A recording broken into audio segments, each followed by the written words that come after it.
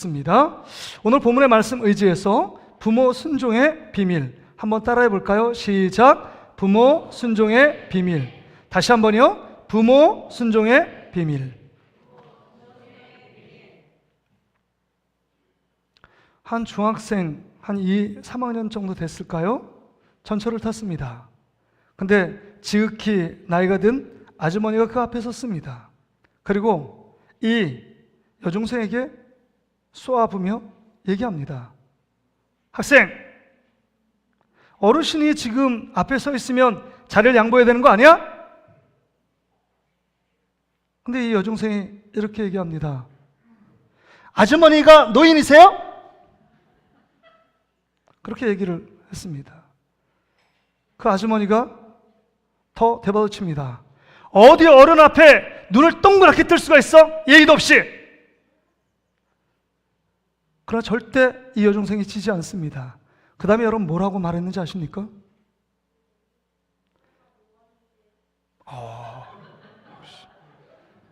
너는 점심에 맛있는 거 2공기 먹어. 그건 아니다, 답은. 뭐라면 이렇게 얘기합니다. 당돌하게. 아주머니! 어떻게 사람을 쳐다보는데 동그랗게 뜨지? 그럼 네모랗게 뜰까요? 이게 지금 사회 세태를 반영하는 것입니다. 여러분, 어르신들 버스나 기차 탈 때 무리하게 자리 요구하지 마세요. 봉변당할 수도 있습니다. 자리를 양보하면 감사함으로 받는 거고 안 해줘도 할 수 없는 것입니다. 이게 우리가 예의 바른 민족, 그 다음에 경로 사상을 강조하는 이 민족이 점점 더 약화된 모습으로 나가고 있는 게 지금의 현실입니다. 근데 여러분, 이 안타까운 경로 사상이 점점 흐릿해지는 이유가 무엇일까요? 그것은 여러분, 가정에서 부모를 공경하고 존경하고 그 다음에 순종하는 마음이 점점 더 사라져가고 있기 때문입니다. 자, 끝에 날 봐라. 내가 니들 맨날 보고 있어. 니들 안 보는 것 같지만 끝에 있는 분을 내가 정확히 봅니다. 지금 이 벽 뒤에서 저를 안 보고 있는 분도 보입니다. 은수가 다 봅니다. 그 핸드폰을 보고 있는지 주보 보는지 제가 알아요. 어떤 표정으로 보면 핸드폰을 보고 있는지 주보 있는지. 여러분 지금 30분 35분 설교 듣는데 다른 마음 가지면 안 됩니다. 저도 기도하면서 있잖아요. 하나님 말씀을 지금 하나님의 말씀을 대원할, 제가 인간의 말 하는 거 아니잖아요. 근데 부모 공경의 마음이 점점 떨어지니까 경로 사상이 점점 더 바닥에 치미는 거 아닙니까? 그 질서가 흔들리고 있는 거예요. 관계의 질서가. 그래서 여러분 5월 8일 어버이날인데 어떤 선물을 받으셨습니까? 여러분의 자녀에게 어떤 효를 받으셨습니까? 이 부모를 공경하는 마음도 점점 떨어지니까 제가 인터넷 검색을 해봤어요. 검색하니까 어버이날에 그 자녀들이 바쁜가 봐요. 학생이고 또 직장생활하니까 그 위에 책상에다가 꽃 한 송이 달랑 놓고 간 겁니다. 그러니까 엄마가 달랑 놓고 간 거기다 포스트잇을 딱 붙여서 이렇게 써놨습니다. 아들, 딸아, 꽃만 받고 끝내기에는 내가 너희들을 너무 정성으로 키웠단다. 흐흐흐. 그러니까 꽃만 달랑 놓지 말라는 거예요. 또 어버이날에 자식들이 정말 살만큼 경제적인 여유가 있어요. 그럼에도 불구하고 어버이날 전혀 챙기지는 않습니다. 부모를 선물 드리지 않고 꽃도 사다 주지 않으니까 이제 그게 습관이 되잖아요. 여러분, 우리가 이런 말 하지 마세요. 지금부터는. 야, 너희들 따로 잘 살면 돼. 너희들만 잘 살면 돼. 이혼하지 말고 행복하게 살아라. 이런 말 했더니 진짜 부모는 안 챙겨요. 지들끼리만 좋습니다. 탈무드의 교육은 10의 1조는 이쪽 남편 부모님, 10의 1조는 여자 쪽 부모님, 10의 1조는 주님께 드린다. 그래서 경제적으로 10의 3조를 하나님과 부모에게 드리니까 10의 7조 갖고 사니까 경제적으로 더 하나님 복을 주셔야 되지 않습니까? 월가를 다 잡고 있는 게 유태인들 아니에요? 그러니까 여러분, 자녀들에게 이렇게 얘기하지 마세요. 너희들끼리만 잘 살면 돼. 부모 생각할 거 없다? 진짜 생각 안 한다니까요? 원래도 안 했는데 그런 말까지 확정적으로 못 박으면 진짜 생각 안 해요. 그러니까 이 어버이날에 이 부모가 자꾸 챙기지 않으니까 이렇게 편지를 써가지고 사진을 딱 찍어서 문자로 보냈어요. 뭐라고 썼냐면 이렇게 보냅니다. 얘들아, 바쁠 것 같아서 어버이날 선물은 내가 알아서 챙겼다. 그 다음에 챙긴 야, 여기다 입금해라. 고맙다. 한 26만 원짜리 선물 사가지고 여기 영수증 딱 해서 입금하라고 딱 붙인 거예요. 얼마나 지혜롭습니까? 전 지혜롭다고 생각해요. 그분들이 전혀 이거를 갚을 능력이 안 되면 그들에게 부담되지만 갚을 능력이 넘치는데도 불구하고 전혀 습관이 안 돼요. 부모를 섬길 마음이 없는 거예요. 대신방이 한 2년 전인가요? 대신방 끝나고 어느 권사님이 저쪽에 그 고깃집을 갔는데 고깃집 가다가 줄이 서가지고 기다렸어요. 기다리는데 그 대기실 그 위에 부모라는 글귀에 시가 써 있는 거예요. 근데 제가 마음에 확 와닿는 문구가 이거 있어요. 부모는 10자녀 한 자녀처럼 사랑으로 그렇게 길렀는데 10자녀는 한 부모를 귀찮게 생각한다. 이런 내용이에요. 그 마음이 아직도 계속적으로 제 마음의 잔상으로 남아 있습니다. 여러분의 부모들은 조건 없이 무조건적으로 사랑하며 키웠는데 우리 자녀는 너무 상대적이에요. 부모님이 잘해주면 잘해준 만큼 하고 부모님 홀대하고 상처 주면 에이 안 찾아가. 부모 어버이날 귀찮아. 누가 이걸 만들었어? 이게 시대적인 분위기 아닙니까? 그렇다면 여러분, 저는 도덕 강사, 윤리 교사가 아니에요. 그러면 지금 여러분 어버이날에 어머니께 순종하고 효도하라 이렇게 말하는 것이 아닙니다. 하나님이 말씀하시는 성경의 원리가 무엇인가? 주님은 뭐라고 말씀하시는가? 하나님은 부모를 주셨는데 부모에게 어떻게 하라고 말씀하시는지, 어떤 시대적인 분위기, 문화적인 환경, 그 다음에 이렇게 환경 속에서 이렇게 하니까 어머니는 그냥 홀대해도 된다 이렇게 말하고 있지 않다는 겁니다. 그러면 오늘 성경에서 뭐라고 얘기하는지를 들어야 합니다. 오늘 우리 오장로님과 함께 말씀을 교독했는데 이 교독된 말씀의 본문의 내용이 요약하면 이것입니다. 우리 삶을 구성하는 가장 기초적인 관계, 그 다음 가장 중요한 관계에 대한 이야기를 하고 있습니다. 세 가지 관계를 얘기하고 있어요. 자, 여러분 가정을 이루려면 부부 관계입니다.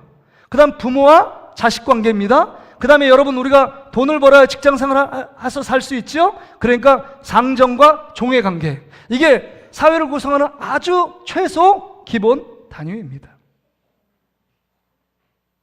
야, 유초동부 무슨 관계라고? 첫째 뭐라고? 부부 관계. 그 다음에 부모와 자식 관계. 세 번째 뭐라고? 상정과 종의 관계. 회사, CEO와 직원들의 관계라는 거죠. 근데 여러분, 여기서 참 놀라운 것은 이 세 관계에 공통점이 있다는 것입니다. 모든 관계에 질서가 있다는 거예요. 권위가 있다는 겁니다. 권위주의는 나쁜 것이지만 권위는 있어야 되는 것 아닙니까? 교사의 권위, 부모의 권위, 목사의 권위가 있어야 돼요. 그 권위의 올바른 반응은 뭐라고요?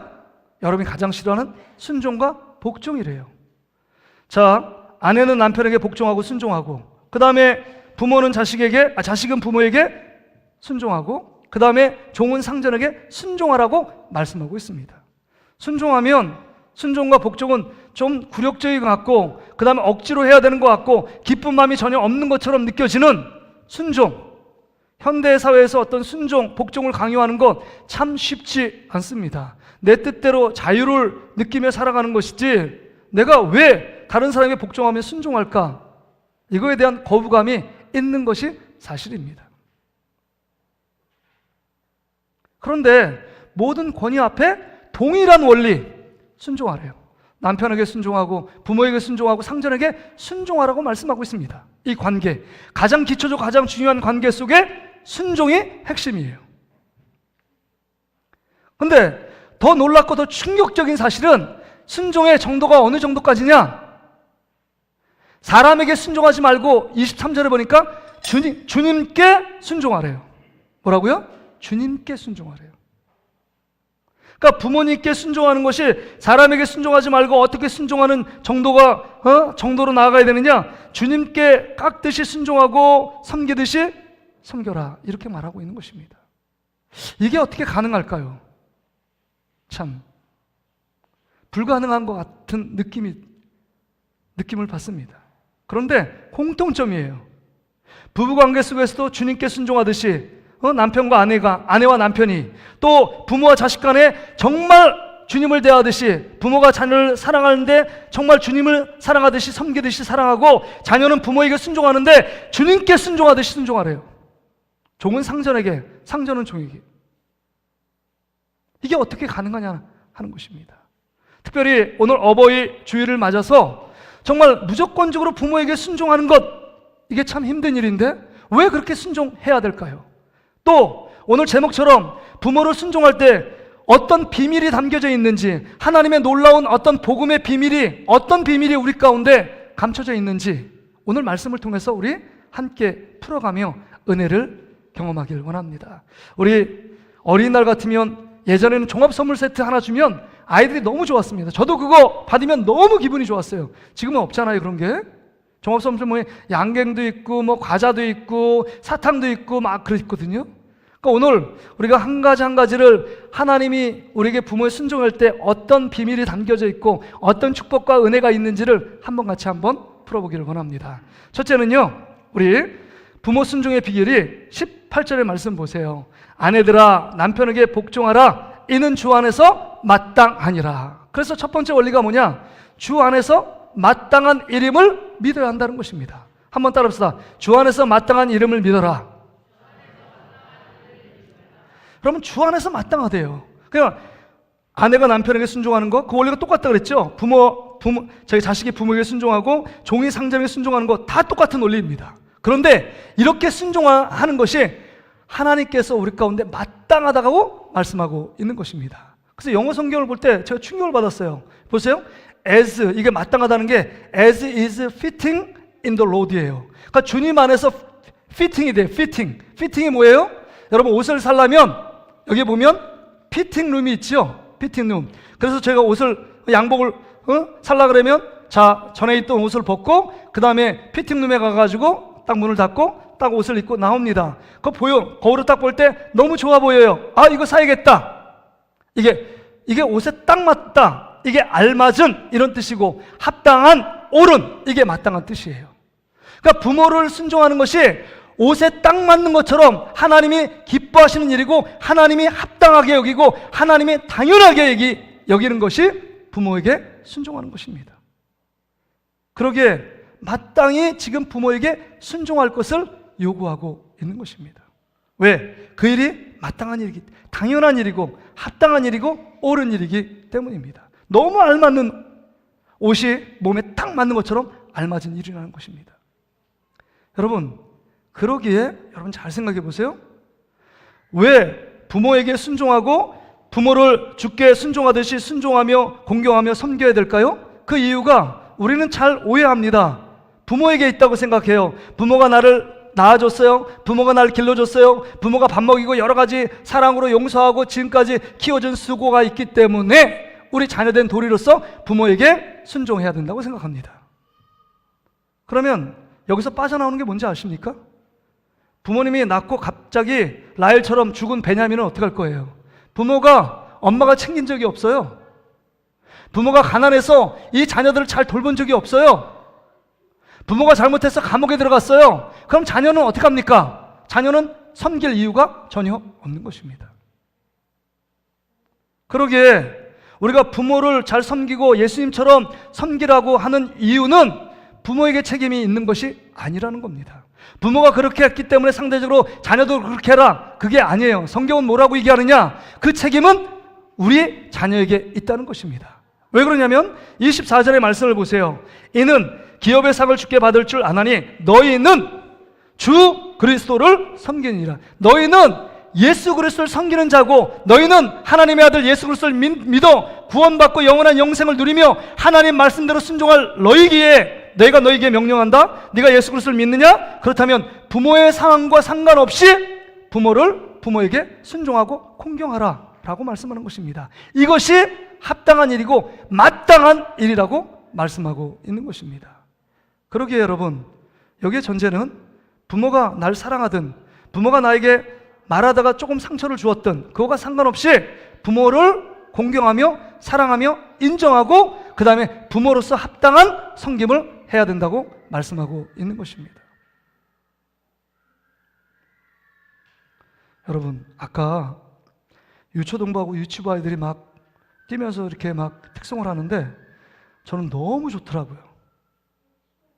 왜냐하면 교회가 살아있는 것 같아. 애들이 막 뛰어다니고. 그리고 지금 박은혜 권사님하고 김은덕 집사님 이 지금 찬양이 보이지도 않아요. 애가 지금 한 명 튀고 두 명, 민영이, 준영이 했는데 셋째 이름 뭐예요? 셋째까지 왔어. 셋째가 이름 뭐예요? 예? 재영이까지 왔어요. 그러니까 지금 박은혜 권사님 저쪽에 한 명 잡고 그 다음에 여기 오고 이쪽에 오고 막 난리예요. 여러분, 이게 쉬운 것 같아요? 이 할머니 할아버지가 우리 손자들 손녀들을 막 이렇게 막 정말 하나님 말씀대로 한 번 더 말씀 듣게 하려고, 한 번 더 교회 나오게 하려고 하는 거, 여러분 이거 가벼운 수고 아닙니다. 제가 말은 안 했지만 우리 김광산 집사님, 배혜지 권사님 부분 제가 존경합니다. 왜냐하면 제이, 재민이, 재은이 3남매를 날마다 데려오는 거 쉬운 거 아니거든. 맞죠? 재민아, 알고 있어? 할머니 할아버지한테 고마워? 아니잖아. 아니래요. 아이가 지금 아직 철이 안 들어서 그래. 믿음이 없어. 여러분 들으면 진짜 할머니 할아버지가 내게 늘 여러분 교회 오게 했고 그 가운데 애들하고 막 장난치고 막 그래도 예배 시간에 내가 와서 하나님께 예배했지. 아마 예수님 만난 다음에 그 기억이 엄청난 기억으로 오게 될 것입니다.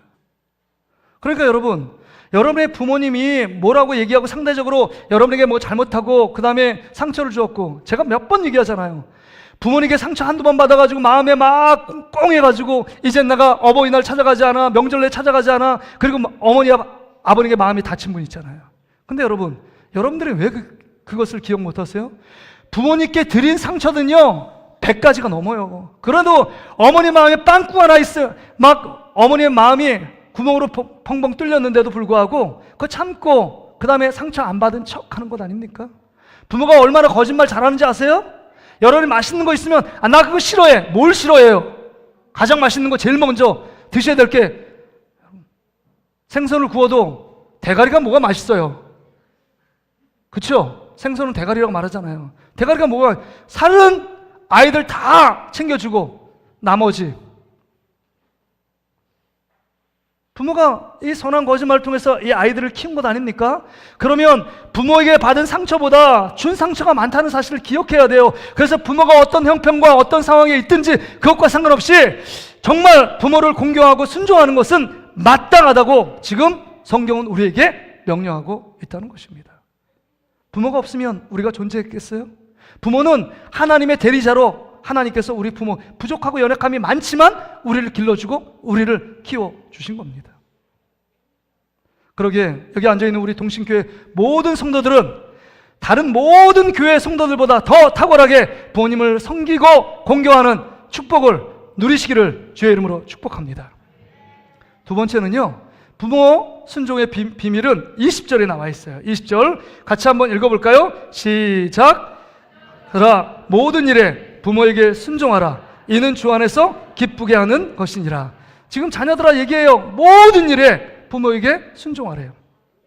참 순종이 쉽지 않지만 모든 일에 순종이래요. 근데 모든 일에 순종하면 부모도 1차적으로 기쁘지만 여기 보세요. 그 원리가, 두 번째 원리가 주 안에서 주님을 기쁘게 하는 것임을 믿어야 된대요. 그러니까 부모님께 순종했으니까 부모님이 인정받고 부모님이 존경을 받고 부모님이 기쁨을 누리잖아요. 1차적으로. 그런데 이 모든 과정 속에 주님이 보시는데 주님이 기쁘게 생각한다는 것입니다. 그러니까 부모 순종, 인간적으로 부모를 순종했더니 하나님이 그걸 보시고 하나님이 덩달아 더 기뻐하셨다. 이게 원리입니다. 이게 놀라운 복음의 원리예요. 너 부모님께 이렇게 순종해서 너 부모님을 기쁘게 하면 하나님이 더 기쁘게 여기신다. 이렇게 말씀하고 있는 겁니다. 믿음 좋은 분들 중에 제가 그런 분을 만났어요. 목사님, 저는 하나님만 섬기지 인간 별로 안 섬깁니다. 이런 얘기를 하세요.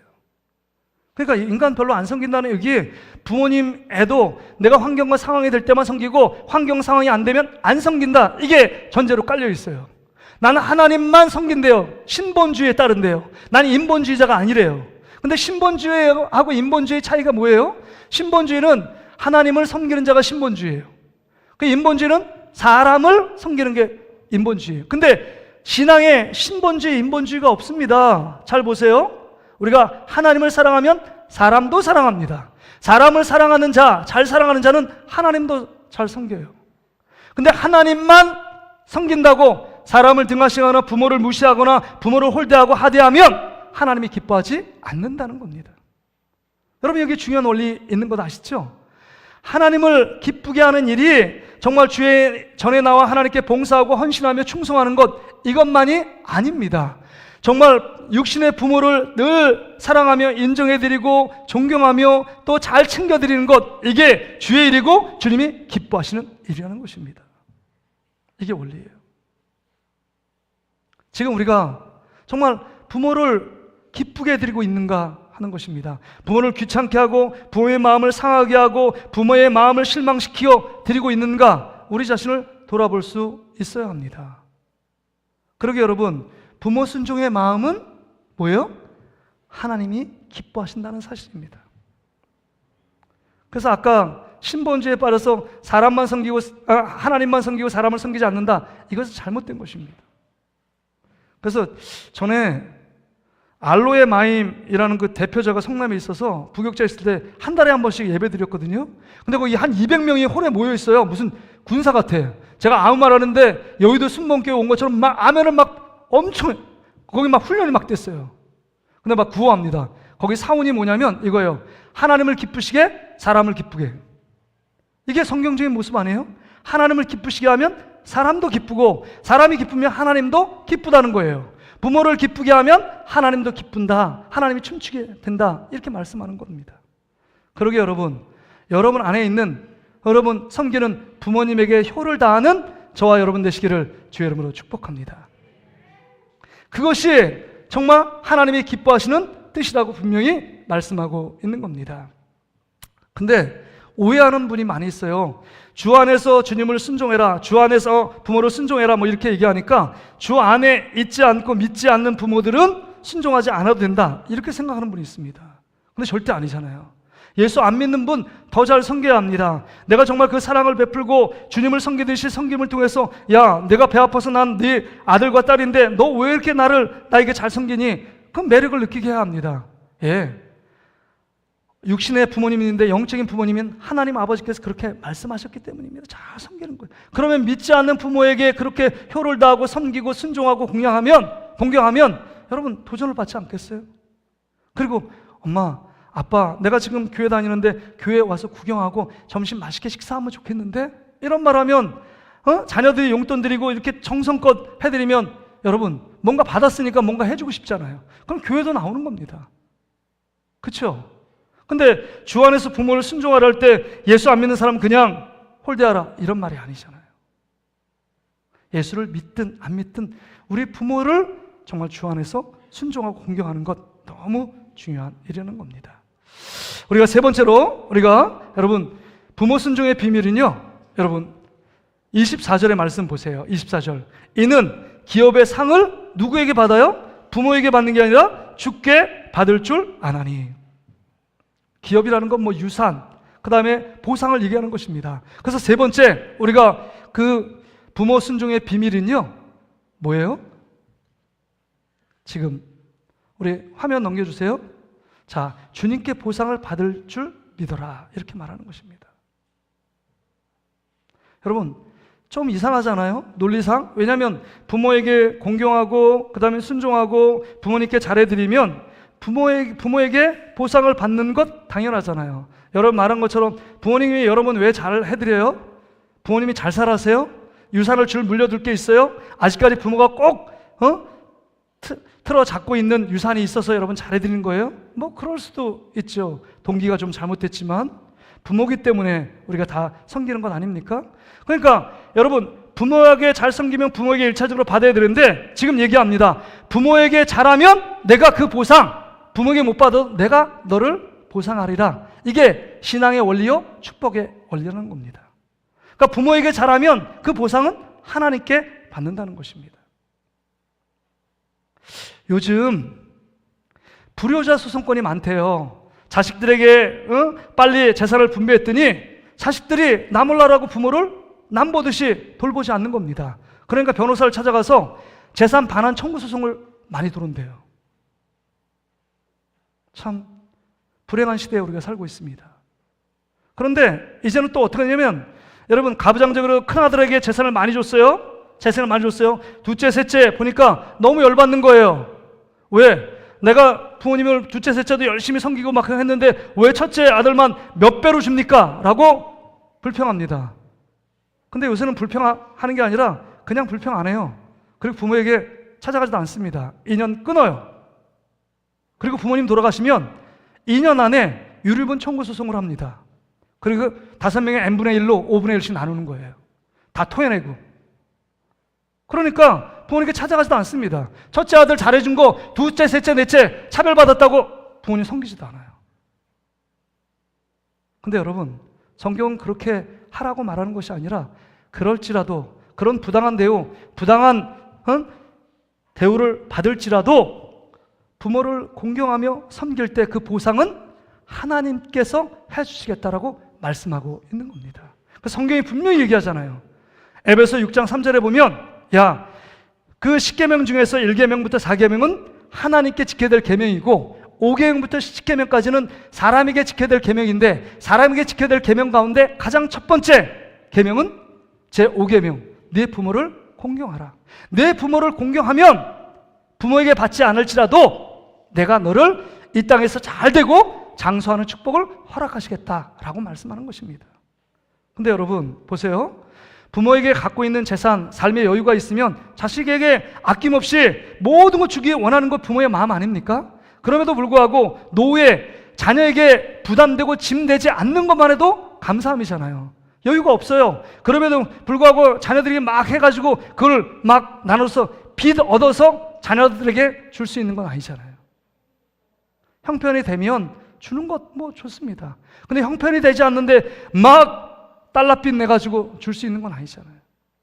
대부분의 부모들이 자식들을 키우냐고 노후 준비가 잘 안 돼 있잖아요. 그러기에 우리는 하나님이 분명히 약속했잖아요. 부모를 주께 하듯이 섬기라. 그래야면 그 모든 보상은 부모에게 받지 않을지라도 내가 너에게 기업을 주겠다라고 말씀하는 것입니다. 믿음의 복을 주고 영육간의 강건한 축복을 주고 자녀들이 잘 되는 하나님의 축복, 형통함과 장수의 축복을 허락하시겠다고 약속하고 있는 것입니다. 이게 얼마나 우리에게 귀한 축복입니까? 그러게 여러분, 서운해하지 마세요. 부모가 여러 가지 우리에게 줄 것이 없다라고 불평하지 마세요. 그래도 끊임없이 한결같은 마음으로 부모에게 사랑하고 부모를 존경하고 부모를 인정해 드리면 하나님께서 주시는 놀라운 축복이 있을 줄 믿습니다. 믿으십니까? 너무 인간 앞에 해서 실망 낙심하지 마세요. 우리 부모님도 저한테 줄 게 없더라고요. 근데 별로 뭐 기대도 하지 않습니다. 뭐 집 한 채 날리고 난 다음부터는 뭐 없어요. 빚 없으면 빚을 안 물려주면 감사함이에요. 근데 빚은 없는 것 같아요. 그래서 저희들은 뭐 생각지 않습니다. 삼남매가. 우리 누님하고 여동생이 있는데 그런 거 생각지 않습니다. 그럼에도 불구하고 부모님이 자식의 뭔가를 안 줬던 것에 대해서 미안한 마음, 좀 불편한 마음이 있으세요. 근데 그 마음 갖지 마시라고 막 그러는데도 그렇게 하시더라고요. 이게 부모의 마음 아닐까요? 이게 하나님의 신앙의 원리요, 축복의 원리예요. 그러니까 부모님에게 순종을 다했는데 하나님이 복을 주시는 겁니다. 하나님 앞에 헌신하고 충성을 다했는데 하나님께서 복을 주시는 거예요. 그래서 여러분, 부모에게 순종하면 그것도 주님께서 기뻐하시는 일이에요. 교회의 일만 하나님의 일이 아니라 그랬잖아요. 그래서 부모에게 순종하면 그것이 주님의 일이고 주님이 기뻐하시는 일입니다. 주님이 부어주시는 축복 아니에요? 그래서 여러분, 마태복음 25장에 보면 양과 염소의 비유가 있잖아요. 양쪽에 쓴 사람들은요 늘 헐벗은 자에게 먹을 것을 주고 그 다음에 감옥에 있는 사람 찾아가고 그 다음에 고통에 있는 자를 위로하고 막 그랬다는 거예요. 내가 언제 그랬냐는 거예요. 내가 작은 일에 네가 충성했기 때문에 내가 영원한 영생의 축복을 주겠다, 이렇게 말씀해요. 근데 염소 쪽에 있는 사람들은요 늘 너 이거 왜 이거 하지 않았냐, 내가 언제 안 했냐는 거예요. 평생 한 번씩 했던 기억이 나거든요. 근데 이 모든 것을 끊임없이 습관적으로 사랑을 베푸는 그 모든 것들, 그 사람에게 했는데 그 사람이 보상이 아니라 하나님이 기억하고 영원한 영생을 주시고 영원한 영벌을 주시겠다라고 말씀하고 있는 것입니다. 이게 신앙의 원리요, 축복의 원리입니다. 그러게 여러분, 육신의 부모님에게 몸이 연약해졌고 외롭고 고독하고 또 여러 가지 건강상의 문제가 있고 그 다음에 경제적인 어려움이 처해 있는 우리 부모님들, 나도 살기 힘들지만 부모님들을 위해서 따뜻한 말 한마디, 위로의 말 한마디 지금 이 시대에 필요합니다. 특별히 우리가 그 주 그리스도를 믿는 하나님의 자녀라면, 하나님을 섬기고 하나님을 믿는 자녀라면 반드시 그렇게 해야 한다는 겁니다. 말씀을 정리합니다.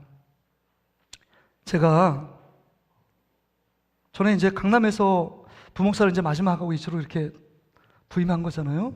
근데 그 목사님은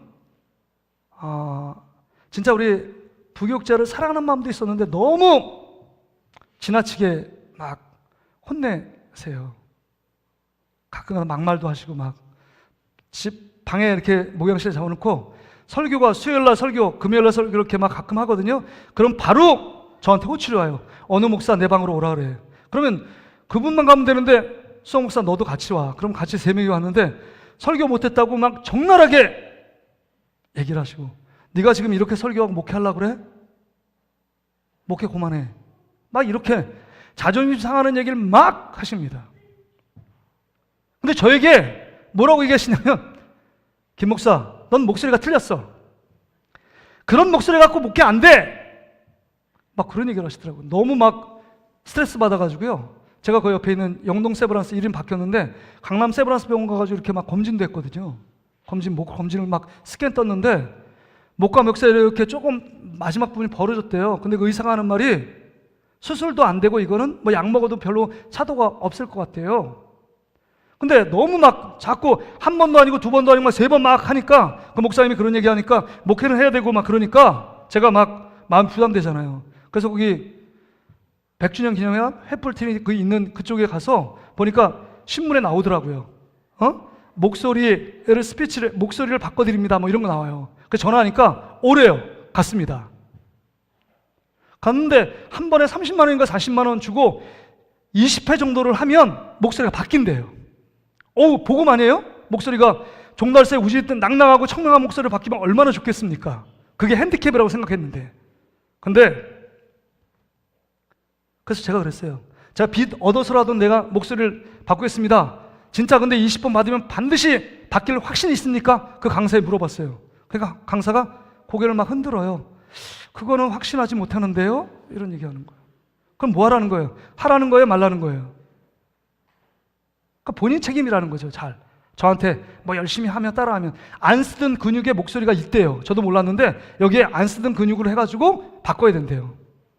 뭐 외적으로 수술해서 바뀌면 된대. 수술할 상황도 아니고 목소리를 개조하는, 목소리의 음색을 바꾸는 어떤 훈련이 있다는 거예요. 그래서 자신할 수 없었어요. 그래서 제가 느끼는 거, 생긴 대로 사는 게 편한 거구나, 이런 생각을 했습니다. 근데 그때 제가 막 의기소침하고 막 있을 때예요. 목사님 막 그렇게 막 저한테 막 얘기하니까 목소리 안 좋다고. 그럼 그 가운데 아내가 뭐 애들한테 그런 얘기를 했는지 모르지만 우리 딸내미가 편지를 써왔어요. 저한테 어버이날에 편지를 써가지고 저에게 보여줬습니다. 그래서 제가 너무 마음이 기쁜 거예요. 너무 위로를 받았어요. 왜냐면 제가 늘 갖고 다니고 성경 밑에다가, 그런데 제 딸이 초등학교 3학년인가 4학년 때였습니다. 근데 이 편지를 어버이날에 이렇게 써온 거예요. 잠시 1분만 읽어드릴게요. 아빠, 저 가은이에요. 저 가은이 없죠, 여기? 네, 없으니까 제가 읽습니다. 전 아빠를 위해 매일 기도하고 있어요. 5월 8일 어버이날 전 기다리고 있었어요. 아빠를 위해 뭘 해야 할지 생각해 봤지만 제가 아빠께 해줄 수 있는 것은 좋은 딸이 되는 것밖에 없어요. 교회에서 설교 잘하세요. 전 누가 뭐래도 아빠 설교가 짱이에요. 물론 앞에 나가 있는 아빠의 모습으로도 전 행복해요. 아빠는 앞으로도 더 멋진 목사가 될 거예요. 이게 지금 이렇게. 근데 이 말을 우리 딸내미 초등학교 3학년, 4학년 애가 했는데 제 마음에 무거운 체직이 확 내려가는 걸 느꼈습니다. 왜냐하면 목소리 때문에 여러 가지 힘들고 어떻게 앞으로 목회를 할까? 목사가 목소리가 생명처럼 여겨지는데 그렇게 막 위축되고 실망한 가운데 있었는데 이 딸이 저를 인정해주는 이 편지 몇 마디의 문구가 저의 마음을 엄청나게 위로가 되더라고요. 제가 지금 여러분에게 무슨 말씀을 드리는 거예요? 부모님을 공경하고 순종하는 거 먼저 출발이 그 부모님의 존재를, 그 권위를 인정해드리고 함께하는 것, 그 마음을 알아주는 것, 여기서 출발한다는 것입니다. 그러기에 여러분 이제 돈 드는 거 아니잖아요. 전화해서 여러분 좀 문안도 드리고, 그 다음에 지금 아버지 뭐 건강 어떠세요? 외롭진 않으세요? 아픈 데는 어디가 있어요? 뭐 때문에 슬프진 않으세요? 이렇게 안부를 물어봐 주는 것만으로도 부모는요 마음에 기쁨이 있어요. 그러기에 오늘 이 주신 말씀을 다시 한번 꼭 기억합시다. 부모에게 순종할 때 하나님께서 그것을 마땅하게 합당하고 옳은 일이라고 생각하고, 부모님에게 순종할 때 하나님이 그것을 기뻐하시고, 부모님에게 순종할 때 모든 것 부모에게 갚아주지 않은 내가 갚아주겠다고 말씀하시는 이 하나님의 음성을 듣는 저와 여러분 되시기를 주의 이름으로 축복합니다. 우리